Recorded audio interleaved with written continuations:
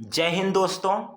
हम पढ़ रहे थे विषय विज्ञान कक्षा नौवीं का एनसीईआरटी, जिसमें हमने पाठ 5 तक देख लिया था।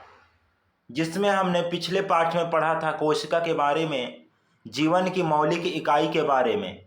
और आज एनसीईआरटी का अगला अध्याय, अगला पाठ, जिसका नाम है ऊतक, हम पढ़ने वाले हैं। ऊतक को इंग्लिश में कहते हैं टिश्यू। क्या कहते हैं? टिश्यू। तो आज हम टिश्यू के बारे में स्टडी करेंगे। तो चलिए बिना किसी देरी के वीडियो को स्टार्ट करते हैं और समझते हैं कि ऊतक क्या है। तो सबसे पहले तो हम ऊतक को समझेंगे। तो देखिए, एक ही प्रकार के संरचना और कार्य करने वाले कोशिकाओं के समूह को ऊतक कहते हैं। मतलब बहुत सारे जो कोशिकाएं मिल जाएंगे एक साथ और ये मिलकर एक ही प्रकार के कार्य को संपन्न करेंगे, तो इसको क्या कहेंगे? ऊतक कहेंगे। अब अगला लाइन है एनसीईआरटी का, पौधे स्थिर होते हैं, वे गति नहीं करते हैं। ठीक ना? तो गति क्यों नहीं करते उसको देखते हैं। तो देखिए, उनके अधिकांश ऊतक सहारा देने वाले होते हैं तथा पौधे को संरचनात्मक शक्ति प्रदान करते हैं। ऐसे अधिकांश ऊतक मृत होते हैं। ये मृत ऊतक जीवित ऊतकों के समान ही यांत्रिक शक्ति प्रदान करते हैं तथा उन्हें कम अनुरक्षण की आवश्यकता होती है। मतलब जितने भी ऊतक होते हैं पेड़ पौधे में, तो अधिकांश ऊतक क्या होते हैं? मृत होते हैं, मरे हुए होते हैं। और क्या करते हैं? पेड़ पौधे को यांत्रिक सहारा देते हैं। ठीक ना? यांत्रिक शक्ति प्रदान करते हैं और ये बहुत कठोर होते हैं। ठीक ना? तो जिसके कारण क्या होते हैं? पौधे स्थिर होते हैं और वे गति नहीं करते हैं। अगला लाइन है, पौधे गति नहीं करते अपितु वृद्धि करते हैं। अब देखिए, पौधे गति नहीं करते, लेकिन पौधे क्या करते हैं? बढ़ते हैं, वृद्धि करते हैं। ऊतक अधिकतम दक्षता के साथ कार्य कर सकने के लिए एक विशिष्ट क्रम में व्यवस्थित होते हैं। रक्त, फ्लोएम तथा पेशी ऊतक के उदाहरण हैं। ठीक ना? मतलब जो ऊतक है अधिकतम दक्षता के साथ कार्य कर सकने के लिए एक विशिष्ट क्रम में व्यवस्थित होते हैं। मतलब ऊतक जो पेड़ पौधे हैं उसमें भी और जो जंतु हैं उसमें भी क्या होते हैं? व्यवस्थित होते हैं, ताकि सुचारू रूप से जो कार्य है, चाहे पेड़ पौधे का हो चाहे जीव जंतु का हो, अच्छे से हो सके। जैसे रक्त हो गया, ठीक ना, पूरे शरीर में होता है। जैसे फ्लोएम हो गया, पूरे शरीर में होता है। पेशी ऊतक पूरे शरीर में होता है। अगला लाइन देखिए, जंतु और पौधे के बीच उनकी वृद्धि के प्रतिरूप में एक और भिन्नता है। पौधे की वृद्धि कुछ क्षेत्रों में ही सीमित रहती है, जबकि जंतुओं में ऐसा नहीं है। अब पौधे का क्या है? कुछ ही क्षेत्रों में वृद्धि होती है। ठीक ना? जैसे पेड़ पौधे के ऊपरी क्षेत्र जो है जल्दी जल्दी वृद्धि करते हैं, लेकिन जंतुओं में ऐसा नहीं है। जंतुओं का प्रत्येक भाग बढ़ता रहता है और एक उम्र के बाद जंतु का जो शरीर है वो बढ़ना बंद हो जाता है। पौधे के कुछ ऊतक जीवन भर विभाजित होते रहते हैं। अब पौधा जब तक जीवित रहता है तो इसके कुछ भाग के जो ऊतक हैं वो जीवन भर क्या होते रहते हैं? विभाजित होते रहते हैं उसके कोशिका। इसलिए पेड़ पौधे जीवन भर बढ़ते रहते हैं, लेकिन जंतुओं में ऐसा नहीं होता है। अगला लाइन है, एक कोशिकीय जीवों में सभी मौलिक कार्य एक ही कोशिका द्वारा किए जाते हैं। हाँ, इसका कहने का मतलब है कि एक कोशिकीय जो जीव होता है तो उसमें जितने भी कार्य हैं, श्वसन है, पाचन है, उत्सर्जन है, तो सभी कार्य एक ही कोशिका के द्वारा संपन्न हो जाता है। उदाहरण के लिए अमीबा में एक ही कोशिका द्वारा गति, भोजन लेने की प्रक्रिया, श्वसन प्रक्रिया और उत्सर्जन प्रक्रिया संपन्न की जाती है। ठीक है? तो इसका उदाहरण क्या है? अमीबा। तो अमीबा के अंदर देखिएगा एक ही कोशिका होता है, लेकिन इसमें गति भी होता है, भोजन भी वो ले लेता है, श्वसन भी कर लेता है और उत्सर्जन भी कर लेता है। बहुकोशिकीय जीवों में लाखों कोशिकाएं होती है। इनमें से अधिकतर कोशिकाएं कुछ ही कार्यों को संपन्न करने में सक्षम होती है। अब जो बहुकोशिकीय जीव होते हैं तो इसमें लाखों करोड़ों की संख्या में कोशिकाएं होती हैं और इसमें अधिकतर जो कोशिकाएं होती हैं एक ही प्रकार के कार्यों को संपन्न करती है। जैसे फेफड़ा है तो फेफड़ा की कोशिका केवल सांस लेने की काम को करेगा। जैसे अमाशय की कोशिकाएं हैं तो सिर्फ पाचन का काम करेगा। जैसे कि किडनी का कोशिकाएं हैं तो वो सिर्फ उत्सर्जन का कार्य करेगा। तो इस प्रकार से लाखों कोशिकाएं होती हैं, लेकिन एक विशेष कार्य को संपन्न करते हैं। इन जीवों में भिन्न भिन्न कार्यों को करने के लिए भिन्न भिन्न कोशिकाओं का समूह होता है। और जो बहुकोशिकीय जीव है, ठीक ना, तो इसमें कोशिकाओं में श्रम विभाजन पाया जाता है। श्रम विभाजन कैसे पाया जाएगा? तो अलग अलग कोशिकाओं का समूह मतलब ऊतक अलग अलग कार्य करते हैं। शरीर के अंदर ऐसी कोशिकाएं जो एक तरह के कार्यों को करने में दक्ष होती हैं, सदैव एक समूह में होती हैं। ठीक है, शरीर के अंदर जितनी भी कोशिकाएं होंगे एक ही प्रकार के कार्य को करेंगे, तो उनका एक ही जगह एक समूह होगा। ठीक है, अलग अलग जगह समूह नहीं होंगे। अगला हम देखते हैं मांसपेशी कोशिकाएं। ये क्या होते हैं? इसके संकुचन एवं प्रसार से शरीर में गति होती है। जो मांसपेशी कोशिकाएं होती हैं, तो इसके सिकुड़ने और फैलने से ही क्या होता है? शरीर में गति होती है। अगला है तंत्रिका कोशिकाएं। तो यह संवेदनाओं को मस्तिष्क तक पहुंचाता है और मस्तिष्क से संदेशों को शरीर के सभी भागों तक लाता है। मतलब जो भी, चाहे बाहरी संवेदना हो चाहे आंतरिक संवेदना हो, उसको कहाँ तक? ब्रेन तक पहुंचाएगा और ब्रेन से फिर उन शरीर तक, उन अंगों तक पहुंचाएगा सूचना। कौन? तंत्रिका कोशिका। अगला है रक्त कोशिकाएं। तो रक्त कोशिकाओं का काम क्या है? वाहन का कार्य है, परिवहन का कार्य है। ये ऑक्सीजन को पूरे शरीर तक पहुंचाता है और कार्बन डाइऑक्साइड को पूरे शरीर से बाहर निकालता है। इसके अलावा भोजन है उसको भी प्रत्येक कोशिकाओं तक पहुंचाते हैं। इसके अलावा जो हार्मोन्स है उसको भी पूरे शरीर तक पहुंचाती है और जो भी अपशिष्ट पदार्थ है तो उसको पूरे शरीर से बाहर निकालती है। ठीक है, ये तो हुई एनिमल की बात। अब हम देख लेते हैं पौधों में। तो पौधों में क्या होता है? संवहन ऊतक भोजन एवं जल का चालन पौधे के एक भाग से दूसरे भाग तक करते हैं। संवहन ऊतक जैसे आपने नाम सुना होगा, जाइलम एवं फ्लोएम। ठीक ना, तो जाइलम क्या करती है कि जमीन से जल और खनिज लवण को अवशोषित करके उनके पेड़ पौधे के पत्तियों तक ले जाती है। जो पत्तियों में भोजन बनता है उसको जो फ्लोएम है, संवहनी ऊतक, ठीक ना, वो क्या करती है कि जड़, फल, फूल, तना तक लेके आती है भोजन को। तो ये आपको समझ में आया होगा। पौधों की वृद्धि केवल उनके कुछ निश्चित एवं विशेष भागों में ही होता है। पौधों की वृद्धि उसके कुछ विशेष और विशिष्ट भागों में ही होगा। ऐसा विभाजित होने वाले ऊतकों के कारण ही होता है। ऐसे विभाजित होने वाले ऊतक पौधों के वृद्धि वाले भागों में ही स्थित होते हैं। इस प्रकार के ऊतक को विभज्योतक कहते हैं। जहाँ जहाँ भी पेड़ का भाग बहुत तेजी से बढ़ेगा, ठीक ना, तो किसके कारण होता है? कोशिका विभाजन के कारण होता है और वहां पर पाया जाता है विभज्योतक ऊतक। ठीक ना, कौन सा ऊतक पाया जाएगा? विभज्योतक ऊतक। विभज्योतक ऊतक वृद्धि कर आगे एक विशिष्ट कार्य करती है और विभाजित होने की शक्ति खो देती है। जैसे जैसे विभज्योतक ऊतक विभाजित होती रहेगी और आगे वृद्धि करेगी, फिर लास्ट में जाके विभाजित नहीं होगी। इसकी जो विभाजन की क्षमता है वो कम हो जाएगा या घट जाएगा, जिसके फलस्वरूप वे स्थायी ऊतक का निर्माण कर लेती है। और जब उस कोशिका में विभाजन नहीं होगा तो उस कोशिकाओं का समूह जो ऊतक बनेगा वो स्थायी ऊतक बन जाएगा। विभज्योतक की कोशिकाएं विभाजित होकर विभिन्न प्रकार के स्थायी कार्यों का निर्माण करती है। अब विभज्योतक की जो कोशिकाएं हैं विभाजित होकर वो विभिन्न प्रकार के स्थायी ऊतकों का निर्माण करती रहती हैं। आगे हम देखते हैं ऊतकों द्वारा विशिष्ट कार्य करने के लिए स्थायी रूप और आकार लेने की क्रिया को विभेदीकरण कहते हैं। तो यहाँ एक महत्वपूर्ण लाइन है, विभेदीकरण किसे कहते हैं? तो आप लिखेंगे ऊतकों द्वारा विशिष्ट कार्य करने के लिए स्थायी रूप से आकार लेने की क्रिया को विभेदीकरण कहते हैं। अगला लाइन है कोशिकाएं जो विभेदित होकर विशिष्ट कार्य करती हैं और आगे विभाजित होने की शक्ति खो देती हैं, इस प्रकार की ऊतक स्थायी ऊतक कहलाती है। पहले भी हम पढ़ चुके हैं कि जो कोशिकाएं हैं विभाजित होती रहती हैं और विभाजित होते होते ये लास्ट में क्या है? विभाजन होने की क्षमता को खो देती हैं और इस प्रकार के ऊतक को स्थायी ऊतक कहते हैं। आगे हम देखते हैं तो अगला लाइन देखिएगा, इसमें तो क्या है, ये एक ही प्रकार के कोशिकाओं से बने होते हैं जो एक जैसे दिखाई देते हैं। इस प्रकार के ऊतक को सरल स्थायी ऊतक कहते हैं। और जो स्थायी ऊतक है, ठीक ना, वो एक ही प्रकार के कोशिकाओं से बने होंगे और ये एक ही प्रकार के स्थायी कार्य को करेंगे।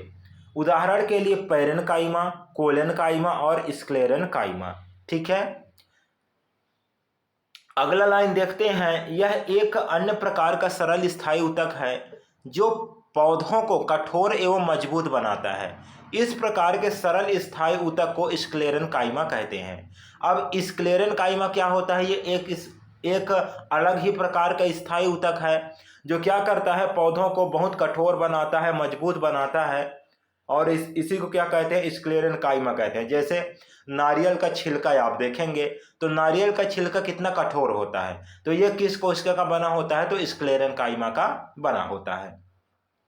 यह एक अन्य प्रकार की सरल स्थायी ऊतक जिसके कारण पौधों में लचीलापन होता है। यह पौधों के विभिन्न भागों जैसे पत्ती तथा तना में बिना टूटे हुए लचीलापन लाता है। ऐसे ऊतक को कोलेनकाइमा कहते हैं। अब देखिए अगला जो ऊतक है वो क्या है? कोलेनकाइमा।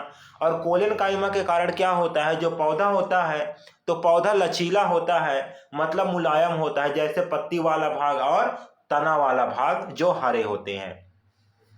अगला लाइन है, लिग्निन कोशिकाओं को दृढ़ बनाने के लिए सीमेंट का कार्य करने वाला एक रासायनिक पदार्थ है। जो लिग्निन है, लिग्निन, ठीक ना, तो ये कोशिकाओं को क्या करेगा? कठोर बनाएगा, मजबूत बनाएगा। तो ये सीमेंट की तरह कार्य करता है, जो कि एक रासायनिक पदार्थ है। कोशिकाओं के सबसे बाहरी परत को एपिडर्मिस कहते हैं। अब देखिए जो कोशिका है उसके सबसे बाहरी परत को क्या कहेंगे? एपिडर्मिस कहेंगे। ठीक ना, पेड़ पौधों में जो पाया जाता है। सामान्यतः यह कोशिकाओं की एक परत की बनी होती है। शुष्क स्थानों पर मिलने वाले पौधों में एपिडर्मिस मोटी हो जाती है।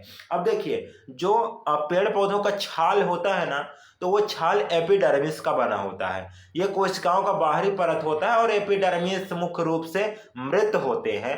ठीक ना, अगला लाइन देखिए, क्यूटीन यह एक रासायनिक पदार्थ है जिसमें जल अवरोधक का गुण होता है। यह मुख्यतः मरुस्थलीय पौधों की एपिडर्मिस में पाया जाता है। अब एपिडर्मिस में एक रासायनिक पदार्थ पाया जाता है जिसको क्यूटीन कहते हैं। ठीक ना, तो ये जैसे मरुस्थलीय पदार्थ जहां बरसात कम होती है, ठीक ना, गर्मी बहुत ज्यादा पड़ता है, तो उसमें जल को रोकने का काम करता है, जो कि क्यूटीन है। ठीक ना, ये एपिडर्मिस में ही पाया जाता है। अगला लाइन देखिए, पत्तियों की सतह पर बहुत सी छोटी छोटी छिद्र पाए जाते हैं। इन छोटी छोटी छिद्रों को रंध्र कहते हैं। अब देखिए पत्तियों का जो ऊपरी सतह है तो उसमें बहुत सारे छोटे छोटे छिद्र पाए जाते हैं, छेद पाए जाएंगे, और इन छोटे छोटे छेद को क्या कहते हैं? रंध्र कहते हैं, जिसको इंग्लिश में स्टोमेटा कहते हैं। ठीक है, अब देखिए स्टोमेटा क्या होती है? तो स्टोमेटा को दो वृक्क के आकार की कोशिकाएं घेरे रहती हैं। मतलब जो स्टोमेटा है उसको किडनी के समान आकार की कोशिकाएं घेरे रहते हैं, जिन्हें रक्षी कोशिकाएं कहते हैं। ठीक है ना, क्या कहेंगे? रक्षी कोशिकाएं। ये कोशिकाएं वायुमंडल से गैसों का आदान प्रदान करने के लिए आवश्यक है, और इन्हीं रंध्र द्वारा, इन्हीं स्टोमेटा के द्वारा कोशिकाओं में गैसों का क्या होता है? आदान प्रदान होता है। अगला लाइन देखते हैं, जल वाष्प के रूप में जल का ह्रास होने की प्रक्रिया को वाष्पोत्सर्जन कहते हैं। अब जैसे पत्ती में छोटे छोटे छिद्र हैं, अब उन छिद्रों में जब गर्मी पड़ेगी तो क्या होगा? जो पत्तियों में जो पानी है, जो जल है, उसका ह्रास होगा, मतलब जल वाष्प बनकर वायुमंडल में जाएगी। इस प्रक्रिया को वाष्पोत्सर्जन कहते हैं। तो इतना आपको समझ में आया होगा। आगे बढ़ते हैं तो देखिए अगला लाइन है, जाइलम एक संवहन ऊतक है और यह संवहन बंडल का निर्माण करता है। जाइलम क्या है? संवहन ऊतक। और बहुत सारे जाइलम जब मिल जाएंगे तो ये संवहन बंडल का निर्माण करेंगे, जैसे जाइलम ट्रैकिड्स, वाहिका, जाइलम पैरेनकाइमा और जाइलम फाइबर। ठीक ना, ये सब से मिलकर क्या बनेगा? जाइलम बनेगा, जिसको संवहन बंडल कहेंगे। जाइलम फ्लोएम के साथ मिलकर संवहन बंडल का निर्माण करेगा। अब जो जाइलम है, ठीक ना, वो फ्लोएम के साथ मिल जाएगा। जैसे ऐसे आकार बनेगा तो एक भाग क्या होगा? जाइलम। मान लो ये भाग जाइलम है और ये भाग फ्लोएम है, और दोनों मिलकर क्या बनाएंगे, संवहन बंडल बनाएंगे और पौधों को लिग्निन कोशिकाओं की उपस्थिति के कारण यांत्रिक मजबूती प्रदान करता है। और लिग्निन कोशिका, ठीक ना, मिलेगा तो जो पौधा है उसको यांत्रिक मजबूती प्रदान होगा और वो पेड़ क्या है, बड़े मजबूती से खड़े हो पाएंगे।